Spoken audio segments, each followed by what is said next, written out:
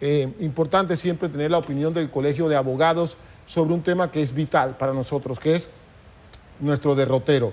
Y hay que recordar que pueden existir leyes, pero por encima de la Constitución no. Hay que reiterarlo siempre. Señor Araúz, ¿cómo percibe usted el tema de las reformas? Primero, ¿cómo ha sido propuesto la gente que lo discutió y que el presidente lo ha recibido a bien? Gracias. Mire, lo primero que nosotros debemos manifestar es que cada vez que se habla del tema constitucional es una realidad latente en la cual todos los sectores de la sociedad coinciden en que la estructura o arquitectura legal del país ha colapsado. Es decir, ya no satisface las realidades que se viven en la actualidad y eso determina un planteamiento de dialogar sobre nuevas reglas del juego.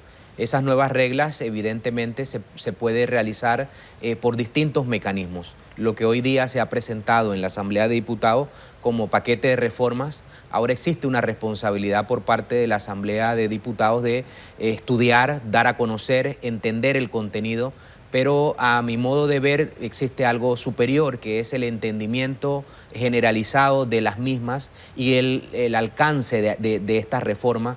Por lo tanto, existe una misión importantísima, intermedia, a partir de este momento que la Asamblea de Diputados empieza a abrir el diálogo sobre esto y es saber que la representatividad de lo que vaya a ocurrir con esto adquiere relevancia al tratarse de reglas puntuales.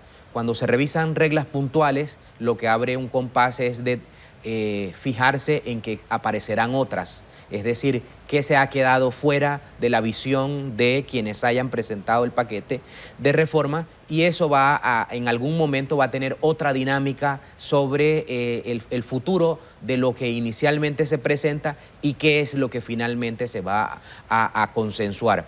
En ese sentido, nosotros como nueva administración del Colegio de Abogados creemos que la abogacía va a jugar un rol importantísimo en esta tarea. Nosotros, a partir del momento que tomemos posesión, vamos a convocar un diálogo franco y abierto con toda la membresía del Colegio Nacional de Abogados para poder adentrarnos tanto a la temática de fondo como a la metodología utilizada y en ese momento en el que el Colegio de Abogados podrá pronunciar un criterio unificado con su membresía justamente en base a eso, la representatividad de el respaldo o el fondo que se vaya a utilizar para cada uno de esos artículos que se han utilizado, pero dimensionando la vital importancia que tiene hablar de la Constitución en estos momentos, es hablar del futuro del país, inclusive hablar de la refundación de nuestro país en sus instituciones de manera plena. Licenciado, creo que usted dijo algo vital, ¿no? Nada está escrito en piedra con respecto a eso. Pero el tiempo también será vital porque a veces dicen, bueno, lo más importante es discutirlo hasta la saciedad, pero ¿podría haber un plazo para evitar que esto llegue a cansar a una opinión del público que dirá, pero entonces ¿cuándo veremos la luz al final del camino? Dependerá de la sensibilidad de la propia Asamblea, entendiendo que ha llegado una nueva administración que tiene una mayoría suficiente para avanzar en las aprobaciones. Obviamente es un tema político que al final de todo se va a traducir. Sin embargo, lejos del poder para aprobar las reformas está la sensibilidad social con los sectores que necesitan ser informados porque al final del día el contenido de la Constitución es para todos. Esa sensibilidad es la que permitiría en algún momento saber cuánto es suficiente o cuánto es excesivo. Eso es lo que nosotros tendríamos que sopesar. Sobre texto de corregir no podemos tampoco imponer y ese criterio de imponer es el que debe apartarse de normas de carácter constitucional en la que su aplicación es de manera generalizada y no para un sector. El tema de los consensos, el diálogo y la tolerancia para inclusive escuchar voces disidentes es fundamental en esta coyuntura, entendiendo que ya hay un reconocimiento y ese reconocimiento está en que nuestra Constitución actual no satisface los tiempos futuros y eso es, digamos, el punto de partida o de equilibrio. Sin embargo, las metodologías, no hay nada que esté escrito en piedra. Esto va a ser un tema de mucho tacto, mucha sensibilidad y un criterio político con vocación democrática, es decir, incluir. y ese criterio incluyente permitirá que lo que resulte de todo esto sea de manera más satisfactoria para todos los sectores. Voy al tema de los abogados y voy a hablar como el panameño promedio, que obviamente requiere del servicio de los abogados, y usted como presidente del Colegio Nacional de Abogados, a veces hay quejas de algunas personas que dicen que no sienten esa representación por parte de su abogado al que contratan. De hecho dicen, he gastado tanto en un abogado y resulta que al final no siento que me colaboró o hizo el trabajo por el cual yo le pagué. Mire, lo primero que hay que puntualizar es lo siguiente: la sociedad en general debe entender al abogado como un compañero de viaje.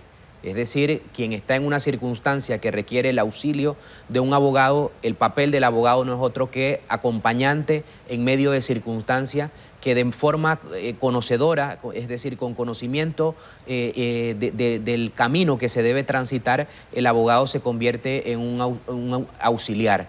Ese papel entonces exige que desde la profesión nosotros tengamos la suficiente formación como para que nosotros nos convirtamos en un compañero de viaje adecuado, es decir, que tengamos ciertas habilidades de comprender el problema que se analiza. La vida de la controversia no es una vida sencilla, por lo tanto siempre pueden haber altos y bajos en una relación en la que todo tiene que tratarse sobre situaciones de dificultad. Pero para eso existe algún control deontológico. A través de la propia ley de la abogacía se creó el Tribunal de Honor del Colegio Nacional de Abogados, y ese Tribunal de Honor tiene como finalidad controlar o hacer las veces de investigador de situaciones que se ponen en conocimiento mediante una denuncia previa. El papel del abogado obviamente es un papel personal en principio, pero luego un papel estatal. El Estado de alguna manera supervisa y controla la labor del abogado por medio de reglas deontológicas. Bajo nuestra administración nosotros vamos también a realizar algún tipo de diálogo a lo interno de la abogacía para determinar si ese código de ética tiene que actualizarse, tiene que revisarse en algún tipo de prácticas o conductas que puedan ser conflictivas con la sociedad. Y nosotros, para ese diseño de crear consensos y crear representatividad, vamos a canalizarlo a través de la creación de un Consejo General de la Abogacía, en donde los distintos sectores de la abogacía en ejercicio de la justicia y de todo lo relacionado a abogados, vamos a poder platicar sobre estas realidades que hoy día imponen que la deontología del abogado sea puesta a conversación para encontrar caminos que puedan perfeccionar.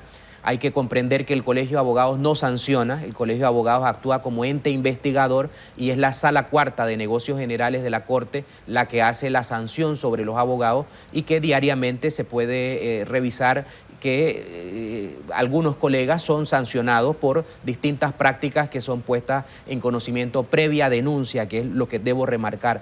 No existe nada como actuaciones de oficio o actuaciones voluntarias por parte de algún individuo, sino que tiene que ser la persona que tiene el señalamiento hacer la denuncia.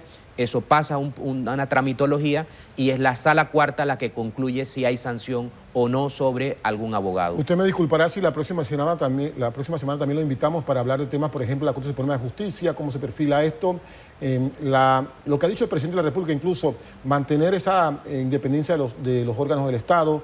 ¿Cómo lo perfila usted el caso del Ministerio Público? Quisiéramos abordarlo sobre este y otros temas, y le damos muchas las gracias por estar con nosotros.